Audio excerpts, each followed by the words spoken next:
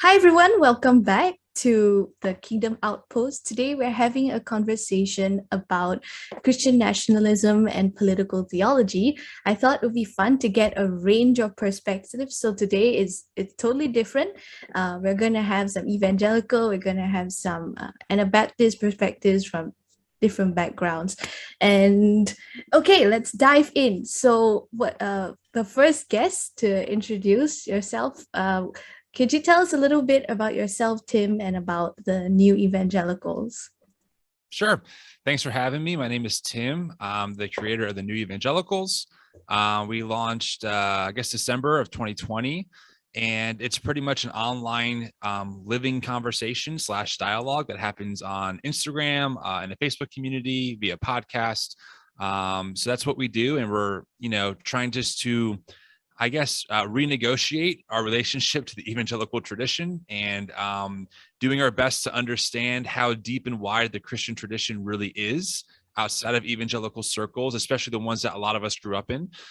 So it's a pretty wide range of people. A lot of them are just rethinking their faith and what it means to live as a genuine Jesus follower as much as possible in 2021. So that's a little bit about us.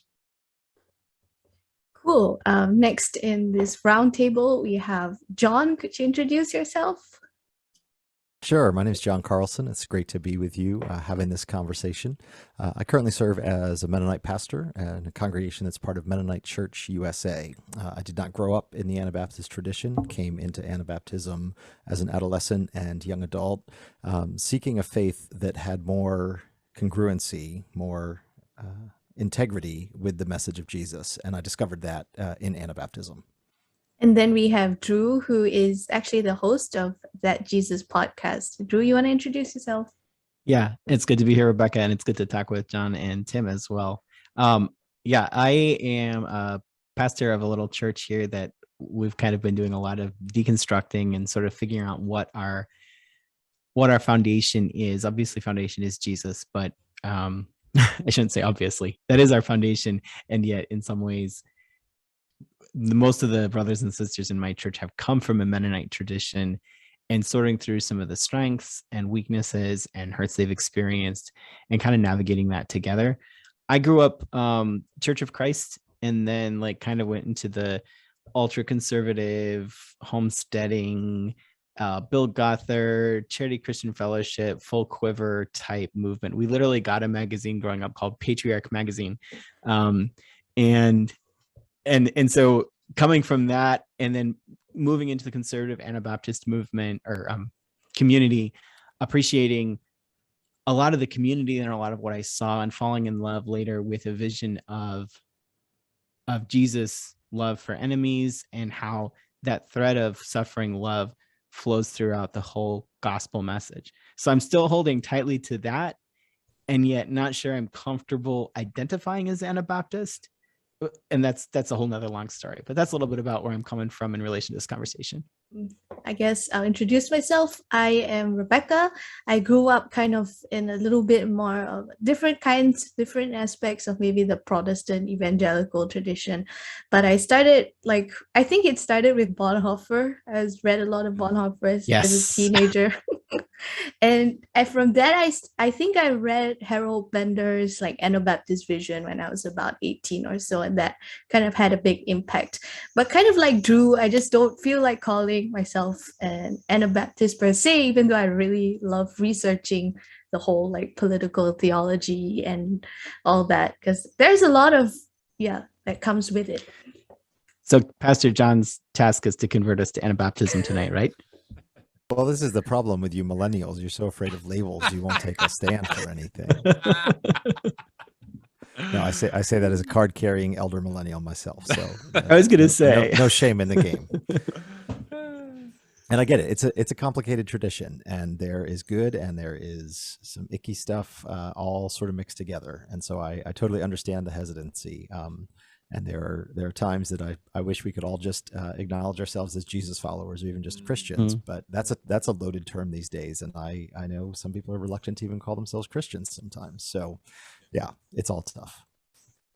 Yeah, I went through a phase where I didn't prefer the word Christian, just because of reading church history and all the violence, and particularly the Holocaust, that just really just like I couldn't reconcile calling myself a Christian or still being Christian if the traditions that I was in, like Protestantism, was like, other than Bonhoeffer and a few people, was pretty much like in that kind of thing, you know, not to throw everyone under the bus, but that was my struggle.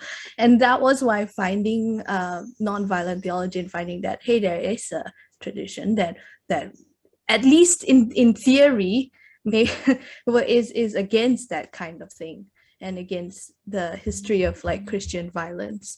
But anyway, we're not here to discuss ancient history. We're kind of looking at Christendom or the Christian world today, and the issue of like nationalism and buying into maybe political ideologies, and all that seems to come up quite a bit.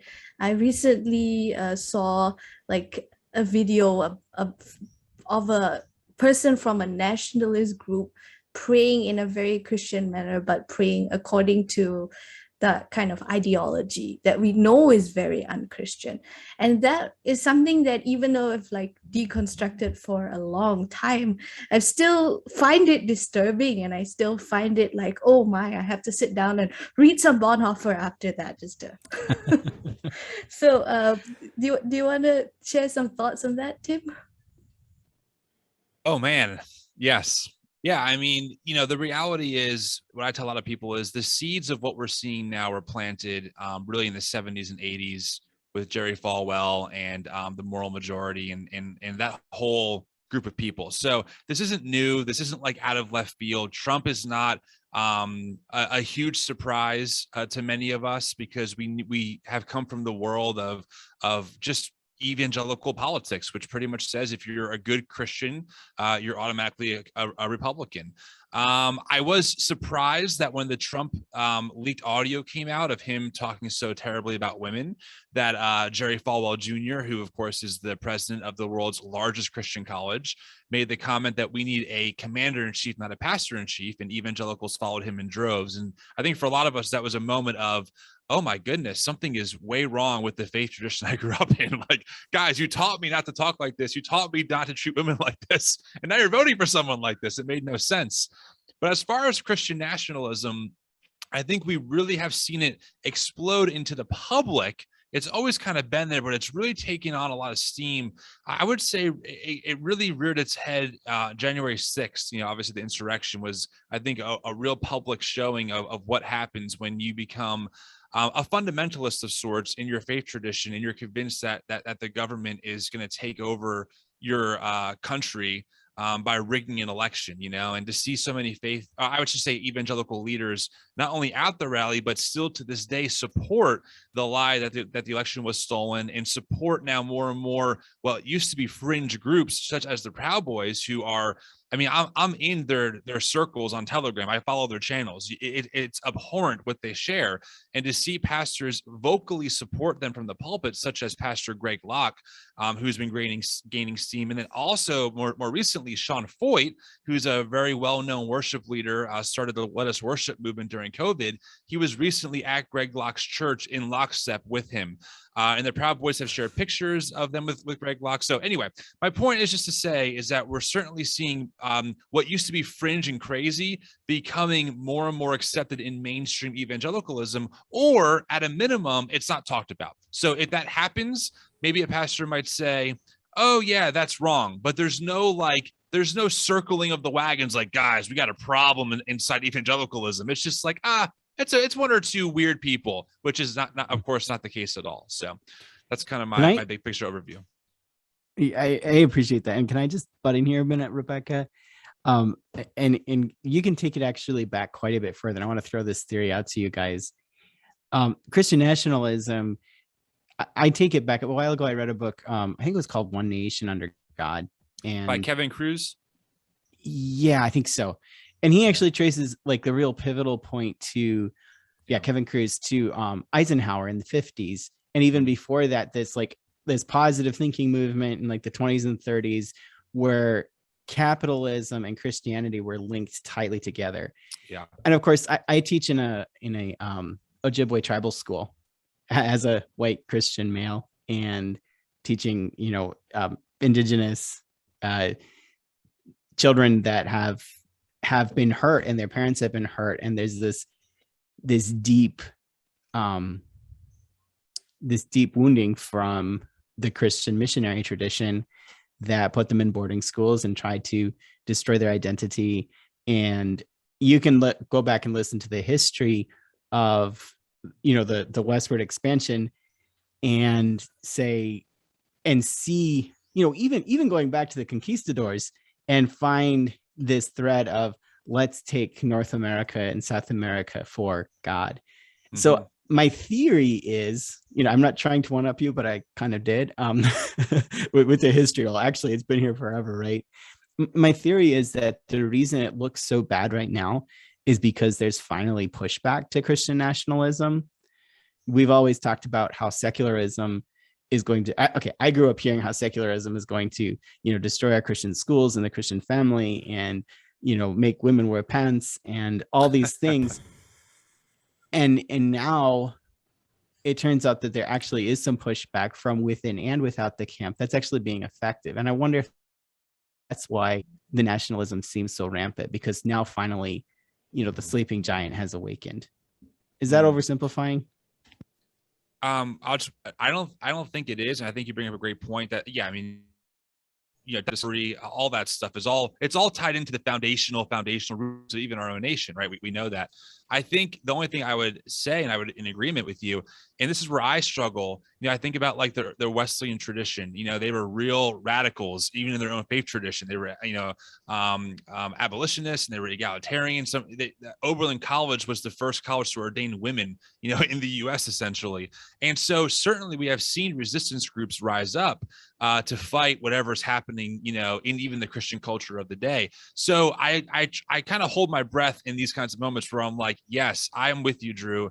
I'm excited that people are resisting this, but I hope that we're able to really turn the tides long term. So 100 years from now, there's a big shift from this moment on. But I also know, historically speaking, there often are resistance groups that kind of come and go, and this culture seems just so prevalent no matter what we seem to do. So I'm holding my breath.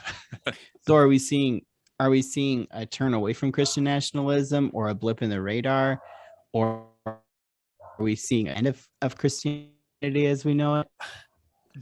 I'll say one more thing, then I'll hand over to Jon. My personal perspective is that I think that because we're in these circles, it looks like maybe that way, but speaking in a broad brush, 80% of white evangelicals still vote conservative. 80% of white evangelicals are still very much in that lane. And I think most of them aren't even aware of it. I don't think most people know that the Proud Boys are a thing, right? They just think, oh, like God and country. Yeah, it's all good. So I think that this is still pretty widespread, but I think between the deconstruction movement and a lot of now social media, people's voices that maybe wouldn't have an outlet to be voiced are picking up steam. And I do think that one big important thing to recognize is that for the first time in American history, evangelical church attendance is under 50%, which is a big thing to recognize. So I'm sure I call gatekeepers who are in charge of the movement, very broadly speaking, are aware of that. And if they see it as problematic, but I certainly think it is for their institutions. I would add to that perspective, Tim, that, and Rebecca can speak to this, that when we look at Christianity in North America and say, oh no, the church is dying, we're really missing out in the majority world perspective, the fact that the church is growing, which has its own challenges, often imported from the West or exported to the West, from the West, something like that. But a more global perspective may realize just because the locus of Christianity is moving from the West to the East or from the North to the South doesn't mean that the church is dying. That's right. The Protestant movement, more traditional traditions are actually growing, which is great. It's a reminder to evangelical culture that we're not the center of the church. Like I made the point on social media however long ago that, if the evangelical church was Thanos snapped today and just didn't exist, you would still have hundreds of streams of Christian thought to participate in. So we need to stop acting like we're the gatekeepers to the true gospel, to the only gospel. It's just way too narrow for me. Evangelicals aren't the only ones who do that. Cough. I'm sure we all do, but this is my world. I'm most familiar with it, One thought that I had is, looking at the discussion surrounding the book that came out, Jesus and John Wayne, I've been tempted to sort of take that idea back in history to and this is where the Mennos would be like, yeah, I would be tempted to take it back to sort of like Constantine and the whole, like, where it kind of, yes, true, where it kind of started, where there was this shift towards nationalism in the 4th century. Constantine became that sort of emperor that went into battle with the cross on their shields, and the idea kind of came into theology. And maybe he wasn't the one who brought it into the theology, but the way that the Christians responded to what was happening, and maybe some aspects of, like, I would say maybe Augustine's City of God, and then later like Luther's sort of magisterial emphasis for the Reformation, and his idea of, like, 2 kingdoms. I kind of feel like Luther's 2 kingdoms was a little bit like Jesus saying, "He who has no sin should throw the first stone." And so I feel like the response or the application of that in following Luther's idea is like, you can internally, as a Christian, as a member of the kingdom of God, forgive and not throw the stone, but then outwardly you can participate in an execution because you're also a member equally of the citizen or whatever state you're in. So I kind of like have kind of deconstructed it back a little bit to kind of see at the roots of it. There maybe is some foundational problem in Christian history that, theology, that needs to be addressed. Do you have any thoughts on that, anyone? Sure. I was particularly what you're describing with Augustine or Augustine, however you want to pronounce it. Hang on, what's the correct way of pronouncing it? Well, I have wondered this for decades. So this is a joke that actually only works in print. So I'm going to butcher it by saying it out loud. But and I forget which theologian said it. But in heaven it's Augustine, but in Florida it's Augustine. So no, I most folks who would study theology would go with Augustine or some similar variation thereof.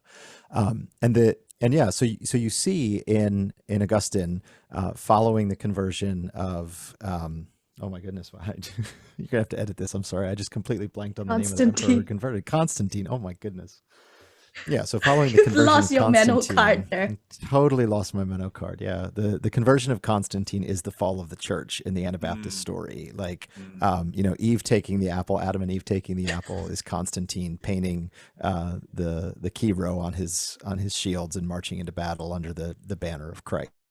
Like, it's the worst thing that has happened in the history of the church, according to many streams of Anabaptist thought. But then it's following that you get Augustine essentially articulating this idea that all of Jesus' commandments about how we relate with our enemies absolutely apply to us as individuals. We cannot take revenge. Even Augustine wasn't sure about self-defense as an individual, but then he carves out this exception in our public lives, is that for the good of the community, for the good of the empire, Christians are permitted to engage in violence on behalf of the empire, as long as they do so with a loving disposition in their heart. So the command to love your enemies when it comes to your public life is a command to cultivate a loving disposition toward them, even while outwardly you are willing to kill them. So it's certainly not a new problem. This stretches back 1600, 1700 years. And what, in a nutshell, is the Anabaptist or Mennonite response to that? Because I think a lot of us and our listeners would be like, "Oh, that's so stupid! Like, you can't love your enemy and kill them at the same time." But a lot of us, from an evangelical perspective, would be like, "Well, so what are we supposed to do? Just let them kill us?" So, what's kind of the traditional Anabaptist response to that?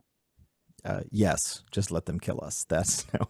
You have to edit that out too. I'm not going to give you permission to use any of this when you actually post it. Too late. I mean, you look at even among traditional Anabaptist groups, and one of the things you'll see reported by sort of like outsiders who look at groups like the Amish, for example, will say, well, they only have two books in their home, the Bible and the Martyr's Mirror.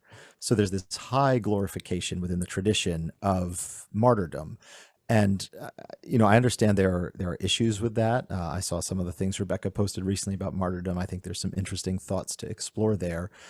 But I think the foundational starting point for followers of Jesus is that if Jesus is an example, if Jesus sets a pattern for a way of life and doesn't just provide an abstract atoning transaction within the Trinity, if Jesus actually models what authentic humanity is supposed to look like, then for a follower of Jesus, martyrdom can never be off the table. It's an option that always has to be a part of how we conceptualize our lives, that it is in fact better to die than to kill. And we get that not out of a glorification of martyrdom, but because Jesus has conquered death, and therefore for the follower of Jesus, death is not the end. And it is worthwhile to pursue Jesus in paths of faithfulness and costly discipleship and a willingness to love our enemies even as they would seek to do us harm. That's how we follow Jesus. And if that results in death, then we believe that God can still triumph over death. So, John, I have a couple of questions about that because, I've been thinking about this idea for a little bit now. And, Shane Claiborne has a great book called Executing Grace. It's his argument against the death penalty, just really big on that kind of stuff. I think one of the obvious questions I'm sure you get that I would love your answers to is, well, obviously if I have a family, someone breaks into my house, but it's a real situation, right? No, go ahead. That's how I was taught, right? Like, well, yeah, that's nice. But if someone wants to, attack and kill your kid, what do you do? Right. I mean, so like, what is like the perspective there with those kinds of like, really, I think for me, tough situations. Yeah, absolutely.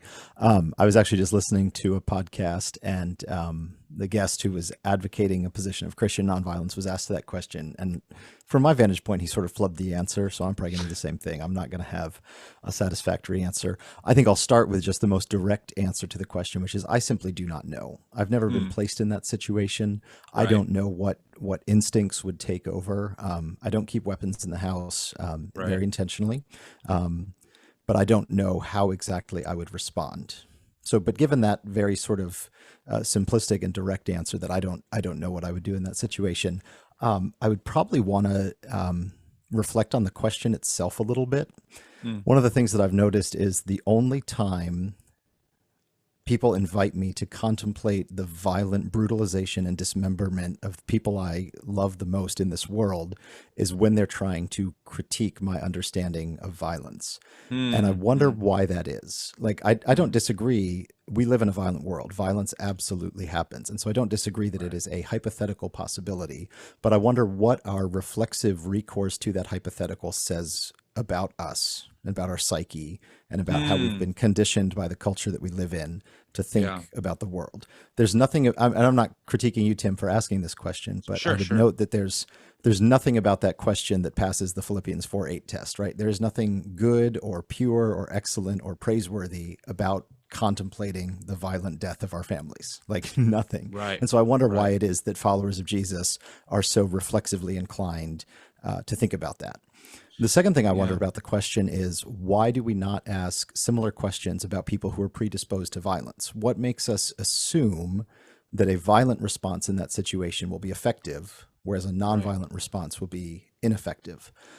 Walter Wink makes the statement that if a God is what you turn to when all else has failed, then violence functions as a God within our society.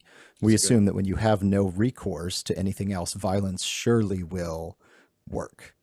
Right. And so I would sort of challenge the hypothetical in that sense. I also am inspired by how, I'm not sure if you're familiar with the work of Ronald Cider.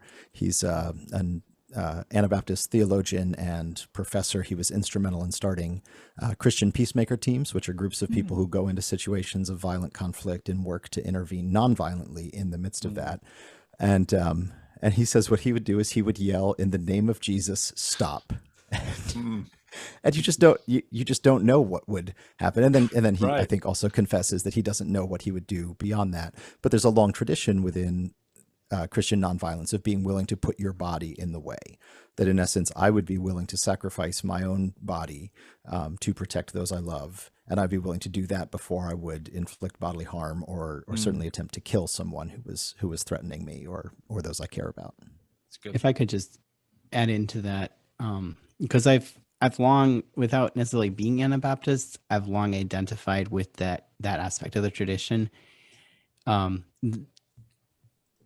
What I had to come to realize, because this is the sort of thing a lot of when I was younger, everybody would talk about it. So what would you do? And it was just kind of a fun, almost a parlor game, to be honest. And if you grew up in like the Anabaptist settings I might have interacted with in my early 20s, you'd actually know what I'm talking about and say, yeah, it's kind of a parlor game.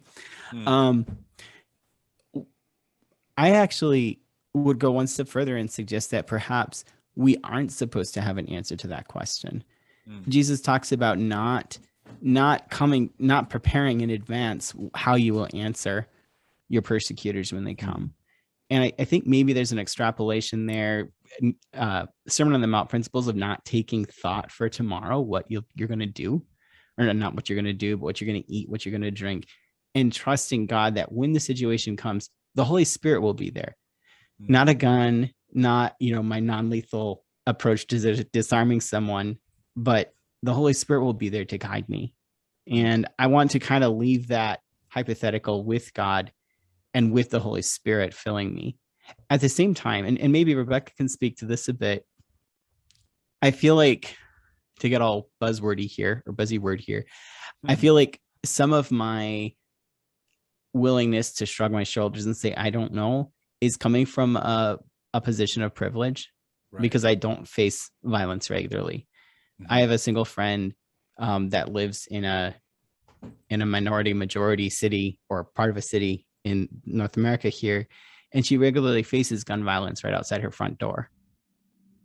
And that's not even thinking about, say, Christians in Afghanistan right now, or a lot of the world. And so does that come off a little bit off, Rebecca, for a white male in North America, relative peace, to just shrug my shoulders and say, oh, it's not a big deal, it's just a silly hypothetical? I don't know.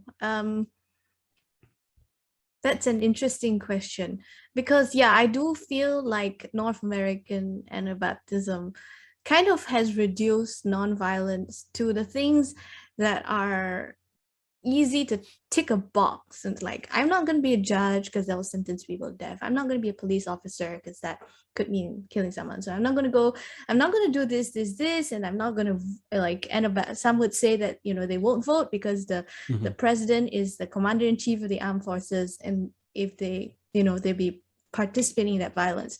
But it's been reduced to a comfortable coexistence with society, and it doesn't come into the front lines of these questions as often.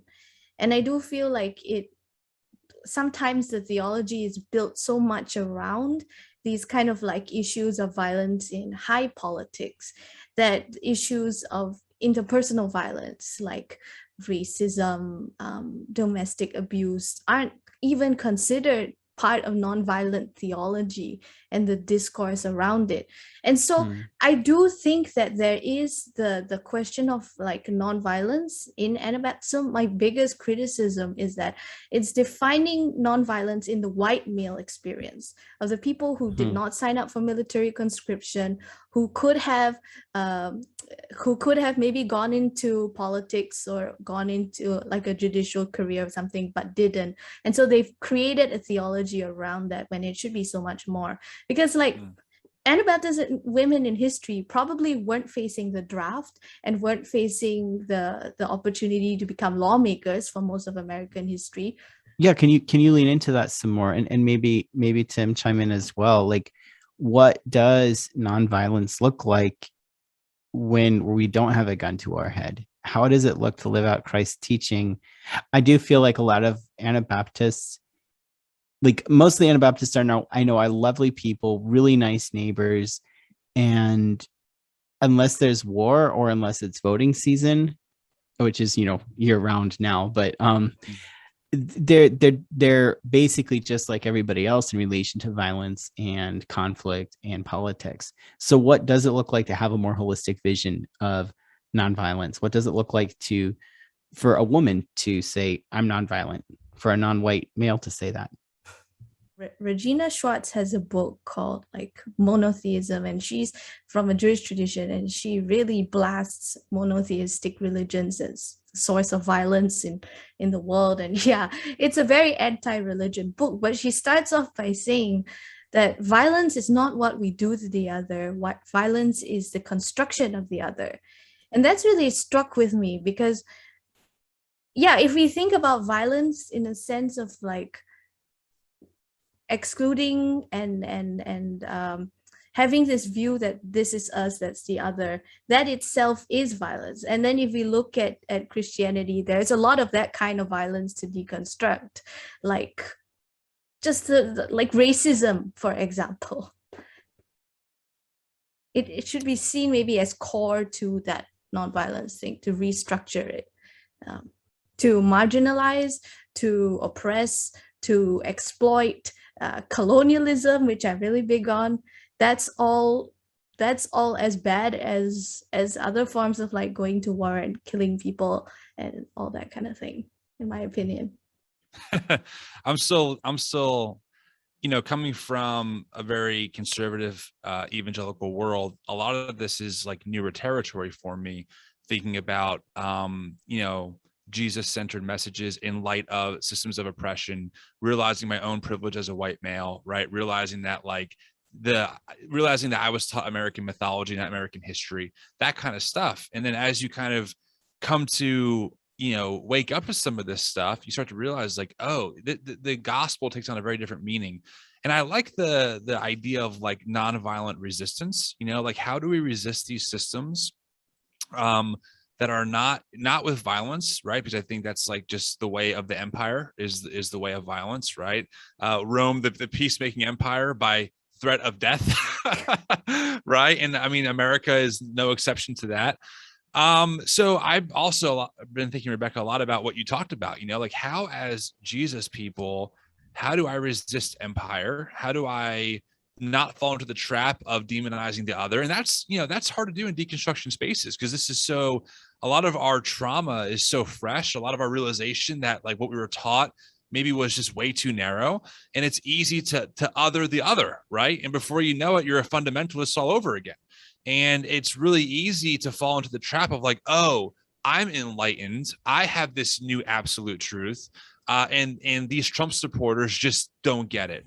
And that's a real struggle that we have to be aware of, that I'm honestly still working through, frankly. It's hard to love Trump supporters, and all of a sudden our rhetoric, the people we quote unquote don't like, may actually be the red hat wearing people that we're called to love just like everybody else. Yeah.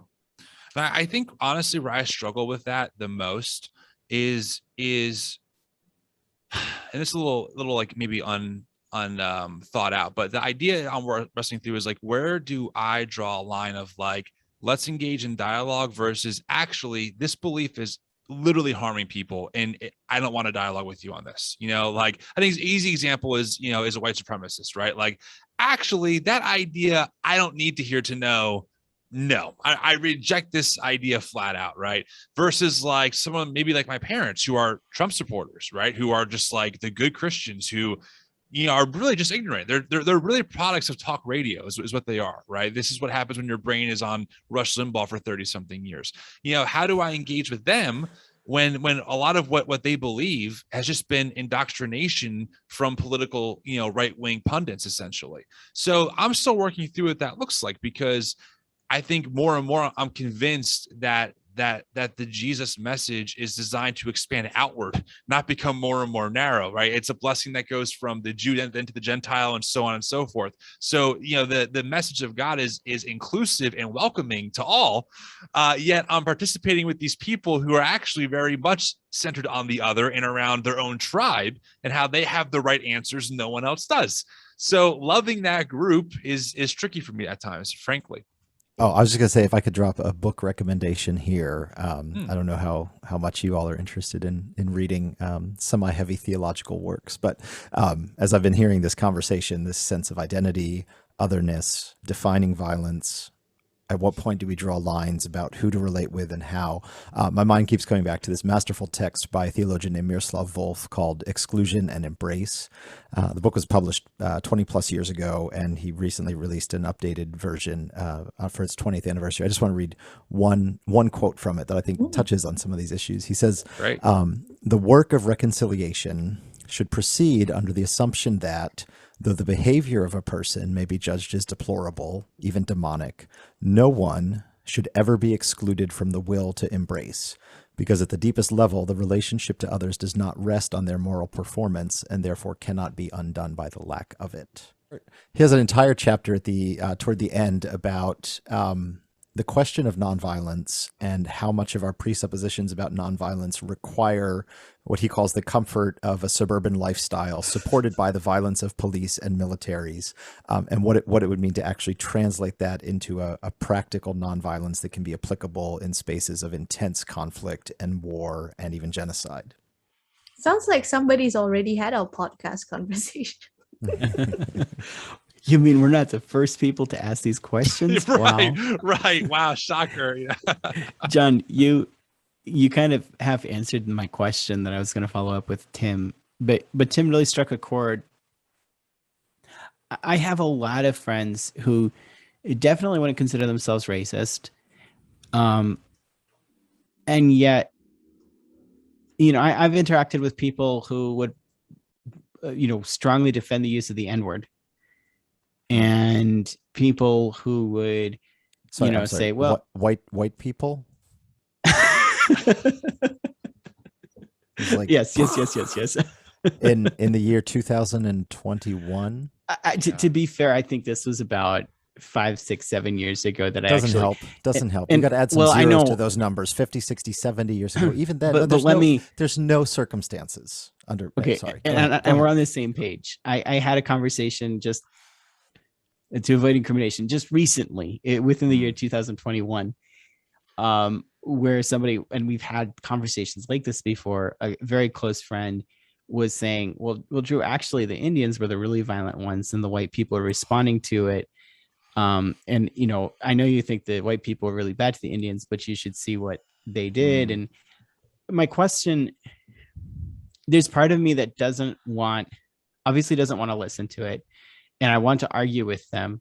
But when I have argued with them, it fractures relationship and it doesn't get us anywhere. And like Tim said, these are, I want to say these are good people. And I think they're good people, Jesus-loving people that has some really problematic ideas. How do I get kind of underneath that? Like, what's a good response to engage them? Like, as you read, recognizing the person beyond the rhetoric that I find problematic. So I read this document by someone who had left the Bethlehem Seminary. This was John Piper's institution of some kind. He was saying that the space was a space that may not have like openly excluded people of color, but the fact that the space wasn't taking a strong enough stand, that was like, I think there was a statement to the effect that Doug Wilson needs to tone down his rhetoric, but also on the other hand, you students of color or people of color just need to stop being so easily offended. And there is that kind of like I have the feeling that like when something like this happens, it's easy to just to let it slide because it's not an urgent issue if it doesn't affect you personally. But the letting of it slide, like the kind of like attitude, like, yes, they're good and we're against racism, but we're not going to actually like identify this as a sin, that it's not, like, right. That kind of like tolerance of it is what makes these spaces not comfortable for people of color. That's what I Yeah. feel. Mhm. I mean, it's the assimilationist position. It's like that middle ground of like, yeah, it's not great, but like if we can, if you guys can kind of, come our way as well, it's that kind of idea just repackaged in evangelical language. Yeah, so that's the reaction I kind of get. Like I know that's not what Dru is doing. Hey, I or have has that done. reaction to myself, Rebecca, and I don't always know what to do about it because I still want to love these people and connect on a heart-to-heart level while not platforming their racism, or at least their embrace of Western mythologies. How can I do that, John? Help me out, Pastor. It is really, really difficult. It is just super difficult. I never quite know the best way to navigate these conversations, or I should say, I never know with certainty. There's always this sense of second guessing, and I think there's value in that. I think there's a certain sense of obedience to the Spirit that is indicated by a sense to continually reevaluate and question and challenge my own assumptions. So one line I had to draw just recently is I try to maintain a pretty broad circle on social media. Maintain relationships with folks that I would have known when I was in more fundamentalist evangelical spaces and circles. But I just reached the point where I had to message a couple of them and say, look, if you post misinformation about the pandemic on my page, I'm just going to delete it. Like, I don't have the energy or time to engage with you adequately. I'm tired and people are dying. So like you can post it on your page and I won't bother you. But if you post that garbage on my page, I'm just going to delete it. I'm sorry. Like I don't know if that was the right decision. But it's where I felt I needed to be at that point in time. And I pray that I can have the capacity to do that without writing them off as human beings made in the likeness and image of God. And I don't know that I can always do that because I think it was Tim who was saying, a lot of people who, the past 5 years have really shaken their faith. There's a lot of pain there. There's a lot of just woundedness. And for some people, it's even trauma. And so, to navigate through that without dehumanizing the people who have traumatized you is incredibly difficult. Yeah, it's really difficult. I mean, dehumanization is a big thing we talk about, on my account and stuff. And, even how we approach and talk about things like I tried to be intentional of not using derogatory language, calling people idiots, stuff like that, but talking about the problems. But it is hard. I mean, it's a razor's edge. Even in our Facebook community, we have to mod and censor and delete and say, hey, please change this because you're dehumanizing someone else. Yes, I agree with you. This is problematic, but that person's still made in God's image, like God still, loves them. So it's tough. Yeah. That's really cool that you not only, police the language from those you have experienced trauma from, but you're also seeking to push back and say, wait, we can't dehumanize the other side. I'm gonna reflect on some of that perspective from both of you for a little while. I mean, that is it's something cycle, it's something that I'm actually seeking to engage with our church community here, even pastorally, that they don't feel, I think I'm the only one vaccinated in our church, and I'm not saying that that's necessarily a problem, but I get a lot of flack for it. And I don't want either of us to dehumanize either side. You know what I mean? Yeah. I mean, but then it's not always a two-side thing.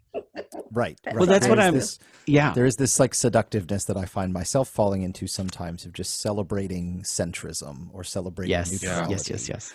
Right. And so how can you create space that is able to name injustice as injustice and yet invite, and this is where I come back to Wolf, and he's following the German theologian Jürgen Moltmann, who sees in the atonement, who sees in the crucifixion of Jesus that Jesus is standing in complete and total solidarity with victims of injustice. That's what the cross is. It is the execution of an innocent man by a brutalizing empire. So it's a full expression of divine solidarity with victims of injustice. And at the exact same time, Jesus is giving his life for perpetrators of injustice. And so it's not that Jesus was neutral on questions of injustice. He stood in solidarity with victims of injustice and did so in such a way that invited perpetrators to find redemption and forgiveness so that they can be liberated from the consequences of their own injustice too. Yeah. We're the past few months, or actually almost a year now, we've been studying through, and I've kind of helped preach through the book of Acts, and we're at like chapter 14 now. It's amazing to me how pervasive the circumcision party was. And everybody knew the circumcision party in the book of Acts was wrong. They were bringing in legalism. They were bringing, external judgment, trying to keep, a little part of the Jewish law, no pun intended, alive. And yet they were also saved, and they were treated as brothers and sisters in Christ, even as they were strongly pushed back against. We just read the section, Peter's vision and then meeting with Cornelius, which is really like the turning point for the church in some ways. And there they are, and Peter has to explain to them. But then just a few pages later in your Bible, you have Peter in Galatians siding with the circumcision party. And you have the circumcision party in the Jerusalem Council as well. And they're there. They're not kicked out of the church. And in some cases, they still have power, it seems. And yet they're roundly rejected. And I find it interesting that the early church was struggling with this conflict, with this tension of, cowardly centrism versus, divisive boldness.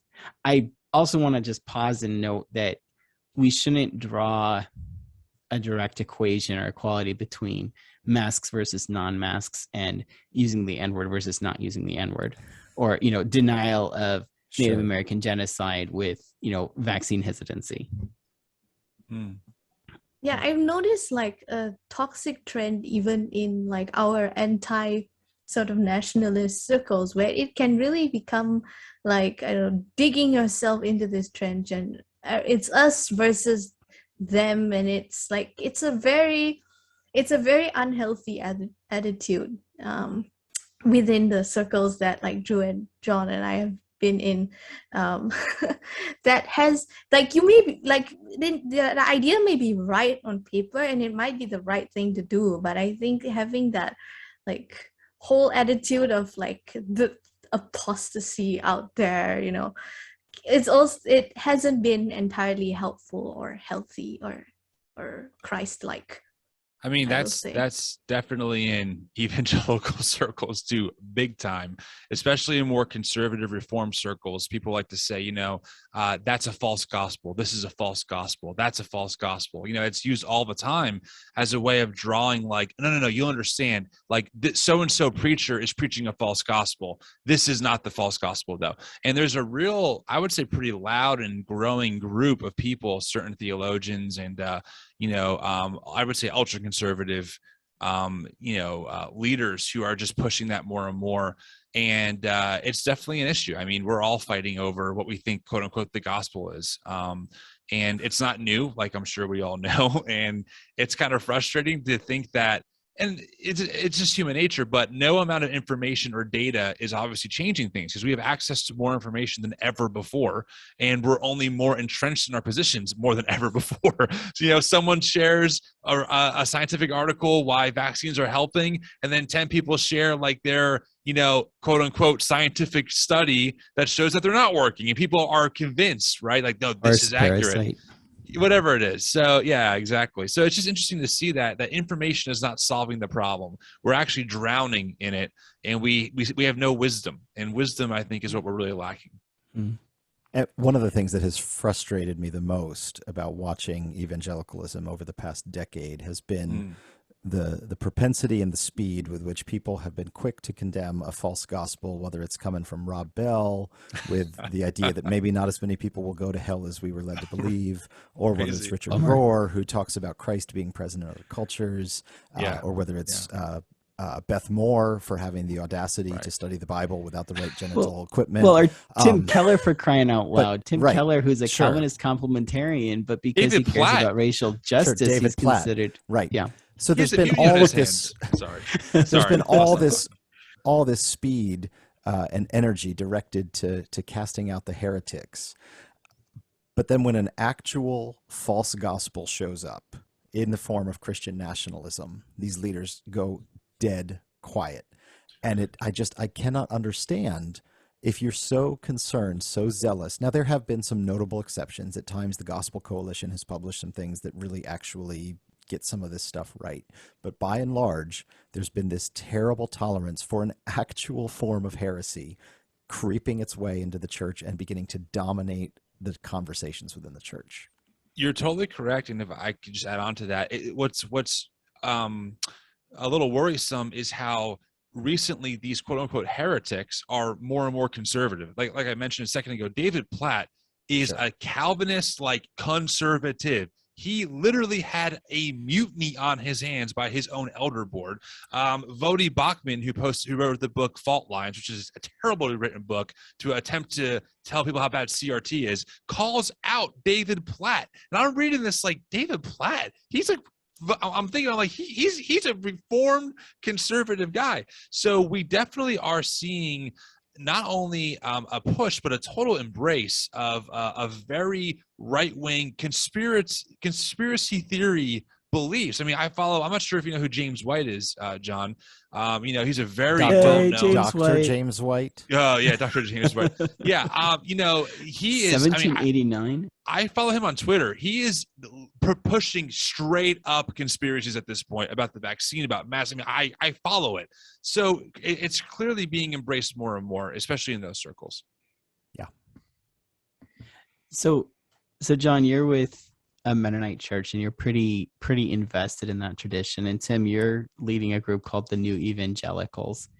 So I wonder, kind of bringing things to a head, what's your vision respectively for the tradition in which you find yourself, or the tradition you've maybe deconstructed, Tim? Like, where do you want to see the evangelical movement go? John, where do you want to see the Mennonite tradition go? Yeah, I would love to see the evangelical tradition get back to its Wesleyan roots of social justice oriented piety, essentially, like deep love for Jesus, deep devotional life that's personal, that automatically overflows into the societal. How, as a society, do we push for a more ethical system? How do we take on injustice? What is the modern slavery of our time, right? How do we stand against it? So I'm very much in that camp. I'm also, hoping for a much more inclusive faith tradition that realizes that it is not the gatekeeper to Jesus. Certainly we have our theologies and our beliefs, and certainly it's wide. I mean, the evangelical word is wide. Kenneth Copeland and John MacArthur are both evangelicals. They agree on nothing, so certainly there's room for discussion, but it's kind of getting away from this superiority supremacy complex, like, oh, we are really watching the church, we are overseeing this, and more a position of humility of, hey, certainly we have beliefs and convictions, but obviously there are other traditions in the Christian tradition out there that we should really be learning from, and maybe eat some humble pie and just realize that we've made some serious blunders. We continue to make serious blunders, and that we have to repent. So my big thing is calling the church, the evangelical church, to repentance and reform, which is a very Christ-like thing to do. It's Christianity 101, and they don't like it. Shocker. So that's kind of my long-term, I think, vision, if I was really dreaming it up a little bit. If it's like a Wesleyan vision, it really, like, there isn't that much difference between that and sort of like the Anabaptist vision. I've read articles and books by sort of Anabaptist people about like how much they admire the Wesleyan tradition and the Wesleyan holiness and all that. And some of the Anabaptist groups are actually kind of a mix, like the groups that like Shane Claiborne is from, like historically, they're a mix of like pietism and Wesleyanism with Anabaptism. So it's like this, it is something that has gelled before. And it does kind of like, there's a lot in common. Well, I think one of the beautiful things are, as someone like myself, who this is really Anabaptist Mennonite, I've heard of these traditions, but I never really dug into them, right? I'm just kind of diving in for the first time. As we're reading it, and I'm sure, like you guys said, there are problems in the movement. I totally believe you. But to the outside looking in, some of these theological perspectives are like, oh, yes, like nonviolence. Yes, justice, to end oppression. Yes. So a lot of us, I think, are finding ourselves very attracted to some of these theologies, and also kind of relieved that this has been around for a long time, and that really what's new is modern evangelical culture, not so much these other perspectives, which has been really helpful for us. Yeah, why don't you tell us about your vision for the Anabaptist tradition? Yeah, so I'm a little actually sensitive about this question because in addition to being a local pastor, I recently accepted a role with some responsibility at the denominational level. And it's really important to me that the Mennonite Church not reflect the preferences or whims of any one individual within it. Part of the core of Anabaptist theology is that we discern the will of God communally. We know the will of God best together. And so for me, the Mennonite Church should become what God has called it to be, and we will discern what that is by communing together and dialoguing together, even across differences. And so that's a big part of what my vision is that we will find ways to stay in dialogue with one another, even when we have disagreements about significant issues. The Anabaptist movement is sometimes called the radical Reformation. And I think to some of us in the 20th or 21st century, that sounds like pretty cool, right? Like we're radical, whatever that means. But what it really means is it comes from the word radix, which means root. And so there's this tendency from the very birth of the Anabaptist movement to go back to the root, to go back to the beginning. And sometimes that tendency has not served us well. We can sort of romanticize the past and assume that the best things happen in the past. But what I think is exciting is that we can learn from the past and allow it to propel us into the future and even to live more faithfully in the present. So I want to read from Menno Simons, who obviously Mennonites are named after, and the way he thought about the church functioning in the world. And he actually claims the mantle of evangelical faith, which I think is awesome. He says, true evangelical faith is of such a nature it cannot lie dormant, but spreads itself out in all kinds of righteousness and fruits of love. It dies to flesh and blood. It destroys all lusts and forbidden desires. It seeks, serves, and fears God in its inmost soul. It clothes the naked. It feeds the hungry. It comforts the sorrowful. It shelters the destitute. It aids and consoles the sad. It does good to those who harm it. It serves those that harm it. It prays for those who persecute it. It teaches, admonishes, and judges us with the word of the Lord. It seeks those who are lost. It binds up what is wounded. It heals the sick. It saves what is sound. It becomes all things to all people. The persecution, suffering, and anguish that come to it for the sake of the Lord's truth have become a glorious joy and comfort to it. And so I would hope that ancient vision would inspire us to lead lives of faithfulness here and now. Right. So I kind of find myself like in kind of a little bit in both worlds. I definitely, like, I grew up in a Methodist tradition, and the part of it like that was never talked about, that was part of ancient history, that when I dug it up really inspired me about like Wesley and just some of the things that that were not of the time, that was non-conformed to the culture of the day. Then looking at, like, I did initially always did felt like an enthusiasm about like the Anabaptist perspective and just how they approach scripture, how much simpler it is, like just saying, like, the words of Jesus should be at the center rather than a big complicated systematic structure of theology and all that. And just like some aspects of the emphasis on just like, just believe and just do, or like what Bonhoeffer would say, if you believe, you obey, and if you obey, you believe. And it's not like that two separate things or a dichotomy. I really appreciated kind of having both of these things, because I can identify with both of them from what you guys have shared. So thank you all for participating. This has been a really good conversation that has touched on so many topics, and I hope that it will be edifying to our listeners. So thank you. Absolutely. Thanks, Rebecca. Thank you. All right. Thanks, everyone. Good connecting with you.